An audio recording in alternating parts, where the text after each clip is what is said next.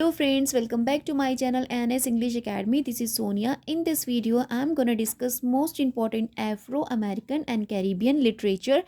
जितने भी इससे PYQs as well as repeated concepts आपसे पूछे जा रहे हैं every year, मैं आज आप लोगों के साथ प्रैक्टिस करने जा रही हूँ.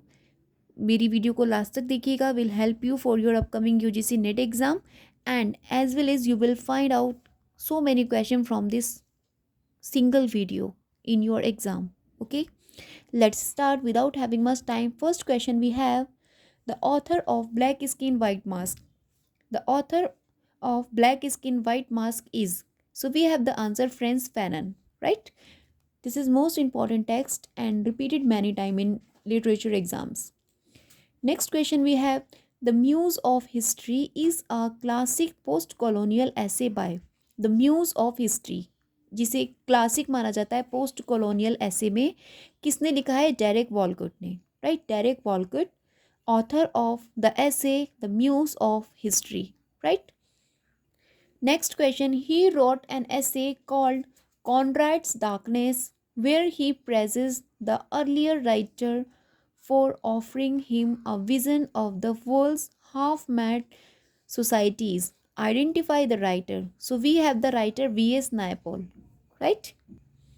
The title Things Fall Apart is drawn from a poem by W.B. Yeats. W.B. Yeats की पोएम में द थिंग्स फॉल अपार्ट ये लाइन दी गई है. ये लाइन आपको इस पोएम में मिल जाएगी, जिस टाइटल को आपका जो ट्रिलॉजी लिखी गई है आपकी चिनुआ अचीबे ने जो अफ्रीकन ट्रोलॉजी लिखी है गाइस, उसमें टाइटल है उनका एक the things Fall apart, right? और कहाँ से लिया गया है? पोएम की जो लाइंस है W.B. येट्स की पोएम है, राइट? इसी का टाइटल है. Next we have Topsy appears in. Topsy appears in, so answer we have Uncle Tom's cabin में आपका टॉप्सी आता है, right?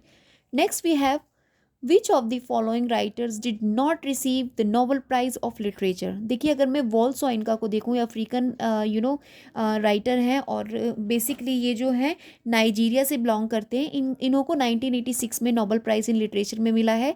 Next we have G M. Coetzee, इनको 1937 में नोबेल प्राइज़ इन लिटरेचर मिला है. नदाइन गॉडीमन को भी मिल रखा है 1991 में. बट चिनुआ अचीबे राइटर हैं जिन्होंने एक भी Nobel prize in literature receive नहीं किया है, right? In Derek Walcott's Dream on Monkey Mountain, Derek Walcott का ड्रीम ऑन मंकी माउंटेन, इसमें मकाक है, right? Macaque's vision of freedom for his people is, वो क्या था जो उनका विजन था फ्रीडम को लेके उनके पीपल के लिए? Through decolonisation of the mind, right? Match the following authors with their works from the given below. यहाँ पे कुछ ऑथर्स हैं हमारे पास एंड उनके वर्क्स हैं. We have to match them. First we have Buchi Emecheta. बुची एमेचेता ने मोस्ट इंपॉर्टेंट वर्क लिखा है Joys of Motherhood, right? Joys of Motherhood, this is the Buchi Emecheta associated with Joys of Motherhood. Next we have option number B is the answer basically, and first is associated with second, means Buchi Emecheta associated है joy of motherhood से. Next we have second Ama Ata Ado, right? Ama Ata Ado आपका associated है option number 4 our sister Killjoy, right? Next we have Nadine Gordimer जो कि association है जिनका option number 1 Burger's daughter. Next we have Ngugi wa Thiong'o. Ngugi wa Thiong'o ये आपकी associated हैं Devil on Cross, right? Most important text है, many time repeat हो चुके हैं एग्जाम में, आगे भी रिपीट हो सकते हैं. सो प्लीज़ इनका आप एक बार ईयर चेक कर लीजिएगा. एंड ऑथर्स तो आपको दे रखे हैं एंड टेक्स्ट भी आपको मिला हुआ है. You have to check out the year of publication, right?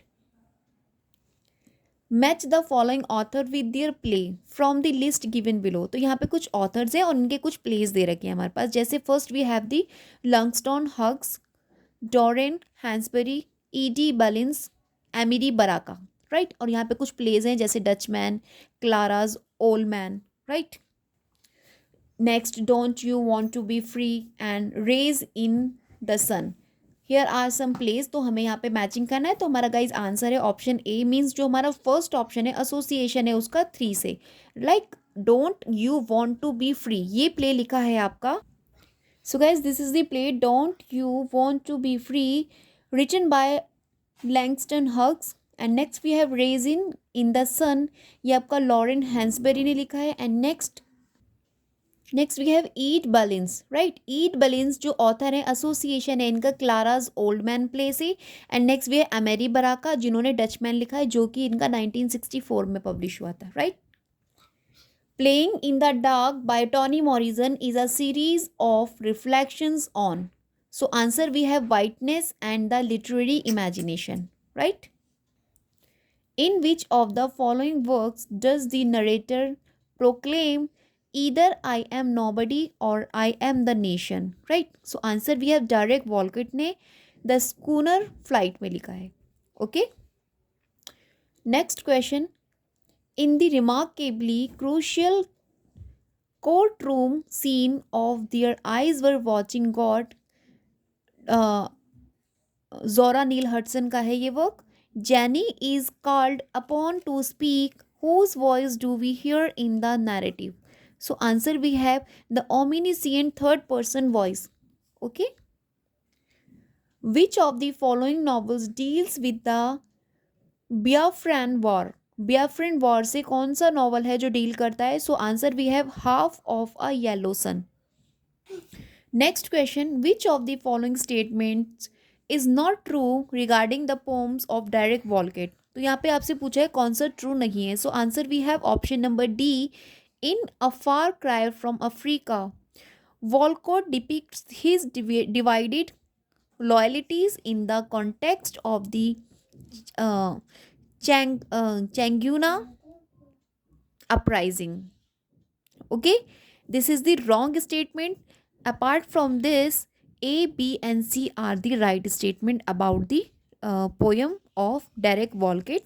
जैसे लिखा है इसमें, his poem Gods of Monkey has an epigraph from Shakespeare's Othello. देखो जो इनकी जो पोएम है ना डायरेक्ट वॉलकेट की गॉड्स एंड मंकीज, इसका जो इपीग्राफ है वो आपका शेक्सपियर के ऑथेलो से लिया गया है. This is right. In the Sadhu of Goa Walcott refers to Diwali, Hanuman and the Ramayana. This is also right statement. Walcott has written a poem entitled Jean Rice. Walcott has written a poem, इन्होंने एक poem लिखी है जिसका title इन्होंने दिया है Jean Rhys. Okay, this is also right statement. तो जो स्टेटमेंट राइट नहीं था वो था आपका in A Far Cry from Africa Walcott depicts his divided loyalties in the context of Changuna uprising. Okay, remember. Next question. Who among the following African novelist was a student of philosophy and literature in India? So we have Nuruddin Farah.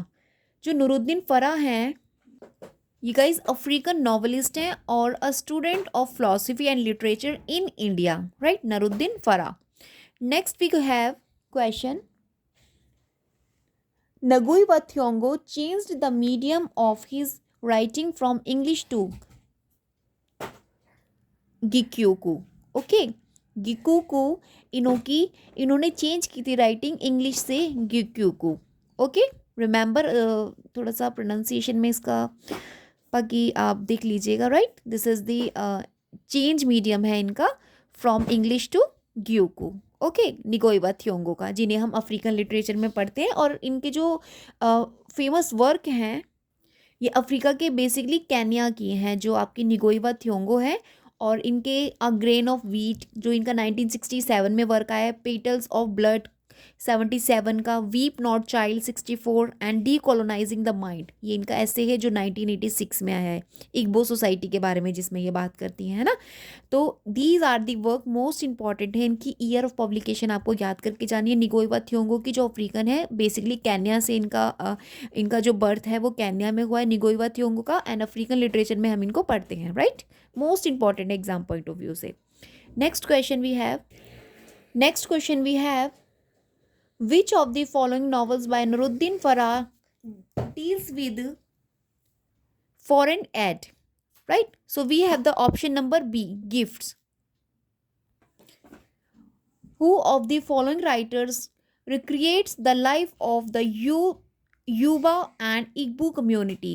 तो we have वॉल्सोइनका, right. वॉल्सोइनका guys, इनको 1986 में Nobel prize in literature मिला है। Basically Nigeria के हैं, African literature में हम इनको पढ़ते हैं। एंड इनके जो इंपॉर्टेंट वर्क हैं, इनका जो प्ले है the Lion and the jewel, ये इनका 1959 में आया है। देन वी हैव द इंटरप्रीटर्स, जो आपका 65 में पब्लिश हुआ है। डांस ऑफ द फॉरेस्ट 1960 का है, जिसमें इन्होंने इग्बो सोसाइटी, इग्बो कम्युनिटी के बारे में इन्होंने बात की है इनके कॉन्गिस हार्वेस्ट में। कॉन्गिस हार्वेस्ट जो इनका 1964 में पब्लिश हो रहा है, इसमें इन्होंने बात की इग्बो कम्युनिटी के बारे में। तो these are the work most important Wole Soyinka के, जिनको आपको एग्जाम में इनके ईयर्स को देख के जाना है, क्योंकि एग्जाम में कई बार इनसे क्वेश्चन आपको पूछा जाता है, राइट।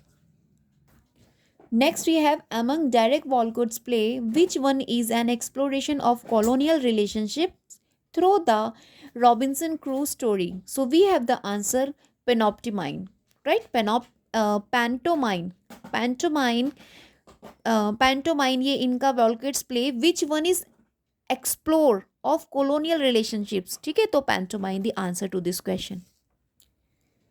चिमामदा अदिची, ये भी गाइज बहुत मोस्ट इंपॉर्टेंट है आपकी अफ्रीकन लिटरेचर में। इनकी जो लास्ट नॉवल है अमरीकाना, जो 2013 में आई है, centres on the romantic and existential struggles of a youth Nigerian women, कि यूथ और स्ट्रगल के बारे में जिसमें स्टडी की है, बताया। Studying in the United State and finding success as a blogger, what is her blogging about. तो कौन सा था उनका, इसमें था इनों का रेस के बारे में, right. The plot of this cozy novel unravels the narrative of a poor man of color trying to survive in a civil war situation, never taking sides. Identify the novel. So we have the novel option number C, Life and Times of Michael K. Right, Michael K. This is the novel about, जिसके plot के बारे में इस question में बात की, Coetzee की novel है ये, ठीक है।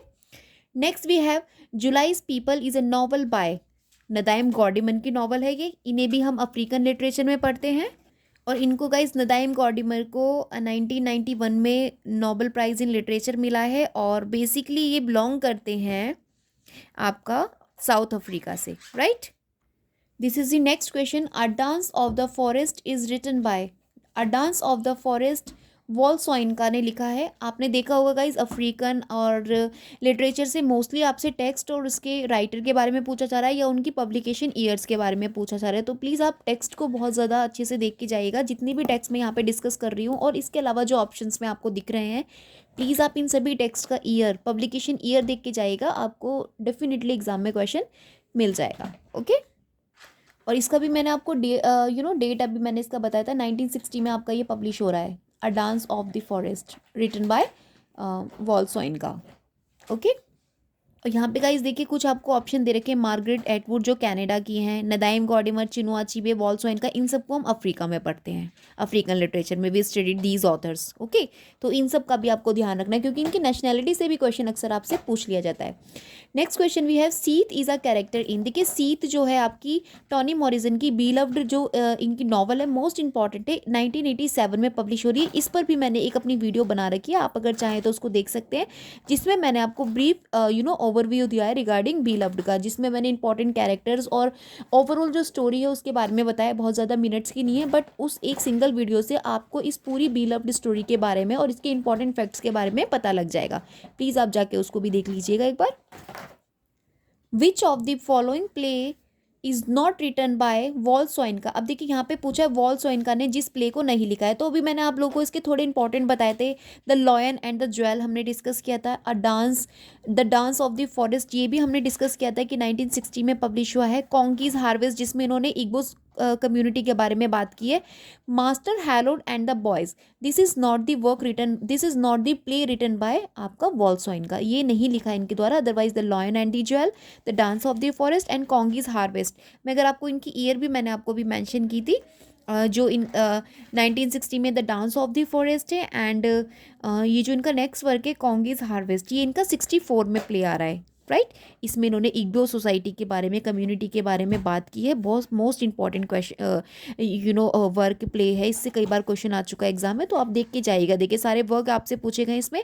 And the Lion and the jewel, right. This is also the play, और रिटर्न लिखा गया है इसको 1959 में। इनकी क्रोनोलॉजी आप सेट कर लीजिएगा, क्रोनोलॉजी अभी क्रोनोलॉजी में ही है ये। The Lion and the jewel आपका 59 में आ रहा है, the Dance of the forest 60 में आ रहा है, एंड कॉन्गीज हार्वेस्ट आपका 64 में आ रहा है।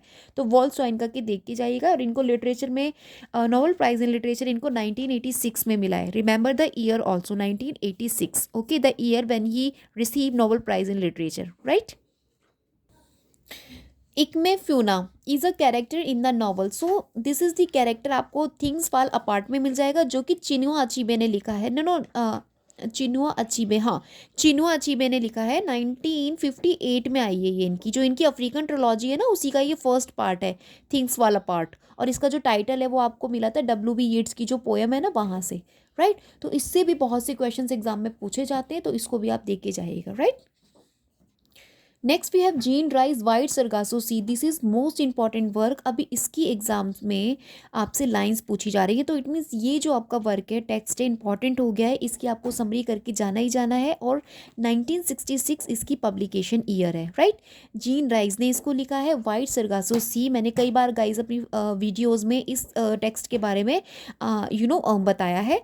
सेट इज, इसको कहाँ, सी इज सेट इन, ये कहाँ सेट हो रहा है? तो answer we have the Caribbean, Caribbean में इसको सेट किया गया है, right. Remember, which of the following novels by V.S. Naipaul is set in Africa and carries echoes of Joseph Conrad. तो कौन सी है जो इनकी यहाँ पर आपकी अफ्रीका में सेट हो रही है? तो option we have a bank in the river, right.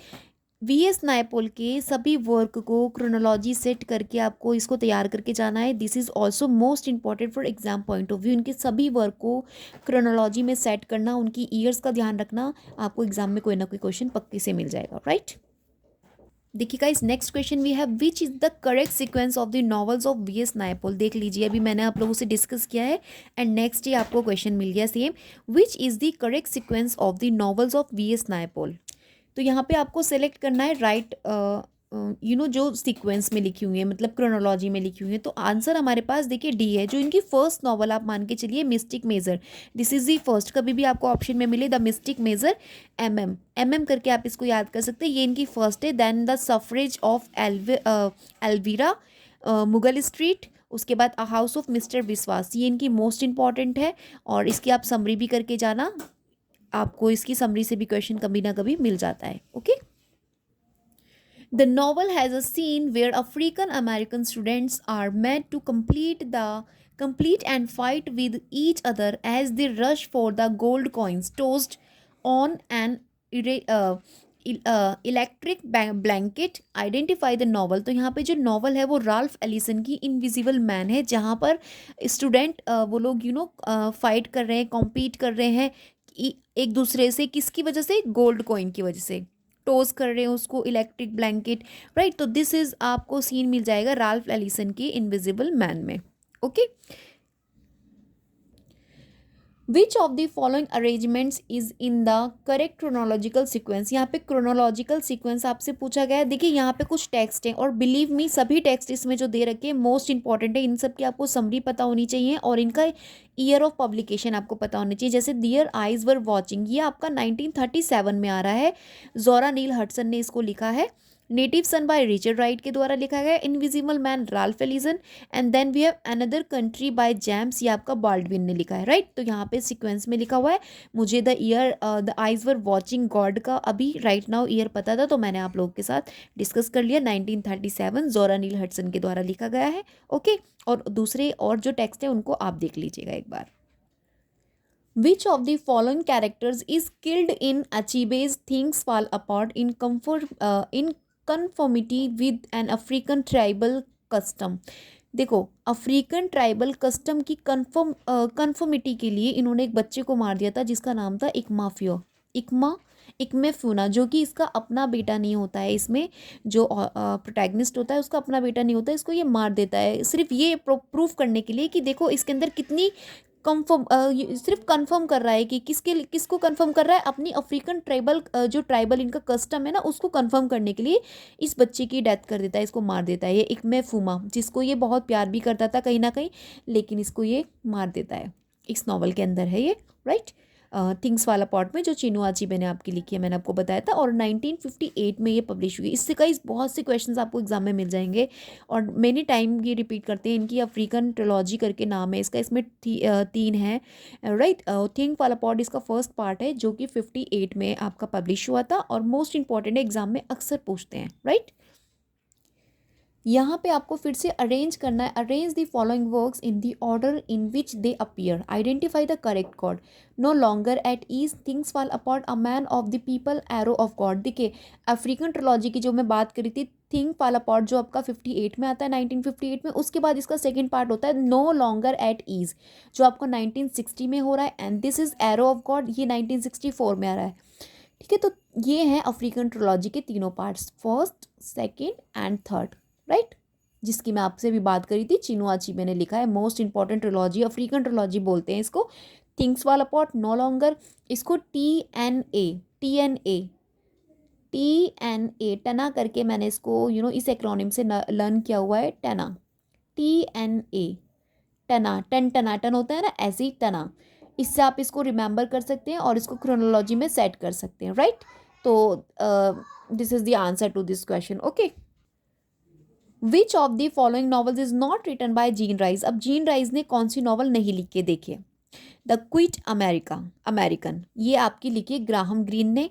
Otherwise Wide Sargasso Sea 1966, Good Morning Midnight, After Leaving Mr Mackenzie, ये तीनों नॉवेल्स आपकी जीन राय ने लिखी है, राइट, जिसमें वाइट सरगासोसी मोस्ट इंपॉर्टेंट है। इसकी लाइंस भी अब एग्जाम में आने लगी है, 1966 इसकी पब्लिकेशन ईयर है, ओके।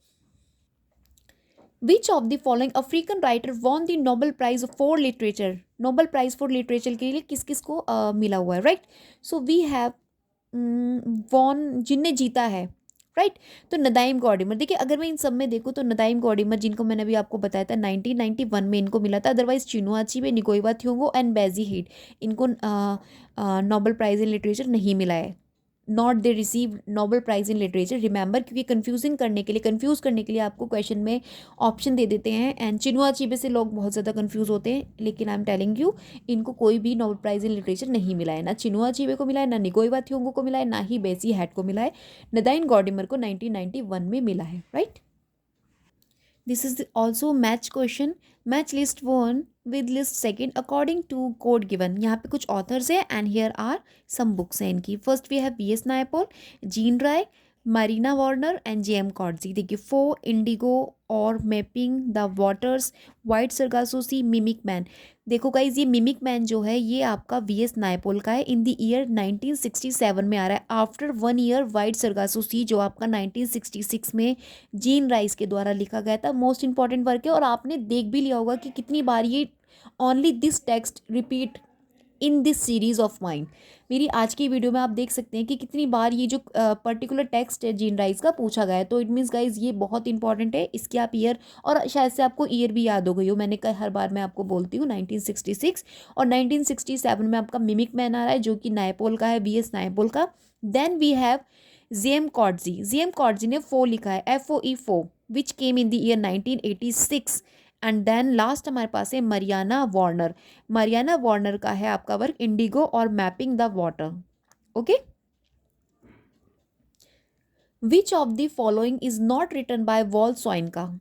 अब इसमें पूछा है वॉल सोइनका ने कौन सा नहीं लिखा है, तो देखिए होम एंड एग्जाइल, ये आपका जो वर्क है 2000 में पब्लिश हुआ है इन द ईयर, और चिनुआ अचीबे ने इसको लिखा है। अदरवाइज कॉन्गीज हार्वेस्ट जो 1967 में आपका आया है प्ले, जिसमें इग्बो सोसाइटी की बात की है, इसको वॉल सोइनका ने लिखा है, ओके। द इंटरप्रीटर भी इन्होंने ही लिखा है 1965 में, and The Swamp Dwellers, right, Swamp Dwellers भी इन्होंने ही लिखा है। Otherwise option A Home and Exile Chinua Achebe का है, सोइनका का नहीं है, okay. Next question, Harriet B Stowe, right, HB Stowe इनको बोलते हैं, had wanted to write a work based on the life of an Afro American writer which was later published as, जिसको later किया था बाद में किसमें पब्लिश किया था, incidents in the life of a slave girl, जो कि आपका 1861 में आया था, राइट। अंकल टॉप्स कैबिन, ये आपका 1852 का वर्क है। Cry the Beloved Country 1948, and narrative of the life of Frederick Douglass, ये आपका 1845 का। सी गाइज, मैंने सबकी आपको ईयर्स यहाँ पे मेंशन की हुई है, आप देख लीजिएगा, एग्जाम में आपको बहुत काम आएंगी, okay. Next question we have, which of the following is not written by Buchi Emecheta. देखिए बुची एमेचेता, बुची एमेचेता से हमेशा याद रखना, एक तो जॉय ऑफ मदरहुड इनका वर्क है जो कि 1979 में आया है। मदर्स के बारे में इन्होंने इसमें बहुत अच्छे से मेंशन किया, इनकी स्टोरीज बहुत अच्छी हैं। अगर आप इनकी नॉवेल्स पढ़ते हैं, बुची एमेचेता, चिनुआ अचीबे, आपका निगोइवा थियोंगो और अदिची, राइट, अगर ये जितने भी अफ्रीकन है और वॉल सोइनका के जितने भी अफ्रीकन राइटर हैं, इनके आप अगर नॉवेल्स पढ़ेंगे, बहुत अच्छी स्टोरीज इनके अंदर होती है और कहीं ना कहीं इमोशंस इनकी स्टोरीज में आपको मिलेंगे। किस तरीके से इन्होंने स्ट्रगल किया है फ्री होने के लिए, ठीक है, अफ्रीका में क्या कंडीशन थी, जो मदर्स थी उनकी कितनी ज़्यादा जो कंडीशन थी बहुत ज़्यादा मतलब कि आप बोल सकते हैं बहुत बेकार इनकी कंडीशन थी एट दैट ड्यूरेशन, जिस ड्यूरेशन को ये लोग मेंशन करते हैं अपनी पर्टिकुलर नॉवल में। तो अगर आप इनकी नॉवेल्स पढ़ेंगे you really feel the novels. Okay, तो अच्छी नॉवेल्स हैं। जॉय ऑफ मदरहुड ज़रूर पढ़ना, 1979 में पब्लिश हुआ है। सेकेंड क्लास सिटीजन 74 में पब्लिकेशन है इसका। A question of power, right, ये आपका बेसी हेड ने लिखा है। बेसी हेड अभी मैंने आपको पीछे बताया था, अफ्रीकन राइटर हैं ये भी, जिन्होंने, और इन द ईयर 1973 में इनका ये वर्क आया है। और कहिंदे, कहिंदे आपकी 1994 में पब्लिश हो रही है। तो यहाँ पे आपसे पूछा है नॉट रिटन बाय बुची एमिचेता, तो बुची एमिचेता ने अ क्वेश्चन ऑफ पावर नहीं लिखा है क्योंकि ये आपका बेसी हेड ने लिखा है। Otherwise Joy of Motherhood, Second Class Citizen and Kehinde, ये सारी की सारी आपकी बुची एमिचेता की। बुची एमिचेता की नॉवेल्स को भी क्रोनोलॉजी में सेट करके, एनी 5 नॉवेल्स जो मोस्ट इंपॉर्टेंट 5 नॉवेल्स हैं उनको आप क्रोनोलॉजी सेट कर लेना, ईयर्स उनकी देख लेना, आपके एग्जाम में ईजिली आप आंसर कर देंगे अगर क्वेश्चन आएगा तो बुची एमिचेता से, right. Let's discuss what does Harlem Renaissance refer to. यहाँ पर हार्लेम रेनेसा से पूछा हुआ है आपसे question, and answer we have option number B, the flourishing of African American literature in the 1920s and 1930s, actually Harlem Renaissance, right. Who is the central character of Derek Walcott's Dream on the Monkey Mountain? जो Dream on the Monkey Mountain आपका Derek Walcott का work है, इसमें central character है Makak, charcoal burner. ये charcoal burner होता है Makak, is the most important और central character in the Monkey Mountain. Okay, देखिए गाइस फिर से, in Wide Sargasso Sea what is the name of Rochester सैरोल वाइफ टू बी।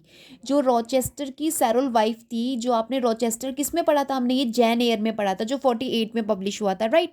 उसमें जो रॉचेस्टर थे उनकी वाइफ का नाम था Bertha.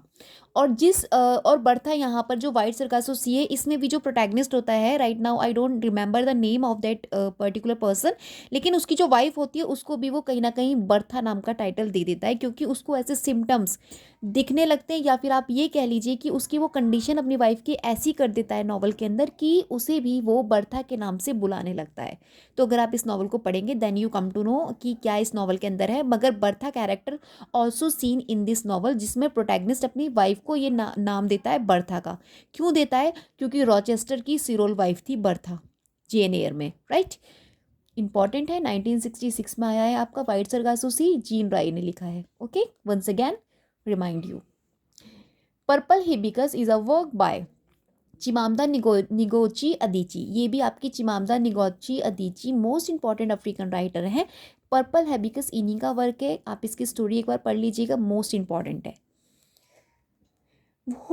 Which two novels of Buchi Emecheta provide a fictionalized portrait of poor young Nigerian women struggling to bring up their children in London? So first we have Second Class Citizen and in the ditch. ये दोनों text या दोनों work हैं इनके, जिसमें इन्होंने बुची एमिचेता ने फिक्शनलाइज पोर्ट्रेट किया है पुअर यंग नाइजीरियन वुमेन के struggling to bring up their children in London. अपने बच्चों को लंदन लाने के लिए जो उन्होंने स्ट्रगल किया है वो सब चीज़ आपको एज ए फिक्शनलाइज पोर्ट्रेट में दिखती है in the work Second Class Citizen and in the Ditch. और ये जो दूसरे दोनों वर्क है ये भी बुची एमिचेता के ही हैं, the Slave Girl and the Mother of Joyhood. Okay, next question we have, which novel of Toni Morrison tells the reaching story of a protagonist who murders her child, of course beloved, rather than to allow her to live as a slave? देखिए जिस समय ये Toni Morrison की जो beloved novel आई थी उस समय जो ना स्लेव का बहुत ज़्यादा आप बोल लीजिए कि उस समाज में, सोसाइटी में स्लेवरी बहुत ज़्यादा फैली हुई थी। जितने भी गरीब और पुअर लोग होते थे एज ए स्लेवरी उनको वर्क करना पड़ता था, उनकी ये लाइफ की एक कंडीशन होती थी कि उनको स्लेवरी करना ही करना है, उनका बच्चा पीढ़ी टू पीढ़ी वो सब ये काम करते हैं, स्लेवरी का करना होता था। तो जो इसमें सीख थी, जो प्रोटैगनिस्ट थी यहाँ पे नॉवल में, तो जब इनकी जो एक बेटी थी, तो उसको बिलव्ड नाम की इनकी बेटी थी, तो ये उसको मार देती हैं, उसको मर्डर कर देती हैं। क्यों? क्योंकि वो नहीं चाहती थी कि उनकी बेटी भी उनकी तरह अगर जिएगी तो स्लेवरी करेगी, स्लेव बनेगी।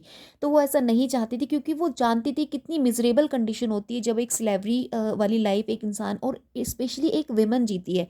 तो that's the reason Toni Morrison की जो नॉवल है आपकी बिलव्ड 1987 में आई थी, तो इसमें उन्होंने डिसाइड किया था कि मैं अपनी बेटी को मार दूंगी। तो उन्होंने अपनी बेटी को फाइनली मार दिया था। उसके बाद उसका कहीं ना कहीं एक गॉथिक थीम उसमें निकल कर आता है कि जो उनकी बेटी होती है ना बिलव्ड, वो वापस उसकी सॉल आ जाती है, एंड उनकी जो एक दूसरी बेटी होती है उसके साथ वो बात कर रही होती है। तो दिस इज़ द एलिमेंट्स जो हमको मिलते हैं गॉथिक नॉवल के इन दी नॉवल बिलव्ड, जो कि आपकी टॉनी मॉरिसन ने 1987 में लिखी थी। मोस्ट इंपॉर्टेंट है।